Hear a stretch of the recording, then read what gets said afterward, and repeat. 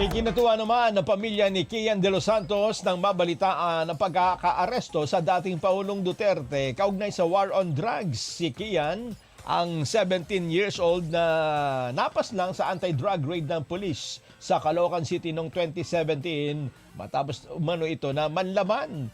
Unang hinatulang guilty sa kasong murder ang mga pulis na sangkot sa pagpatay kay Kian. Ayon sa tiyuhin ni Kian na si Randy de los Santos, ilang taong hinintay ng kanilang pamilya at ng iba pang biktima ng drug war na mapanagot ang mga dapat managot sa pagkamatay ng kanyang pamangkin.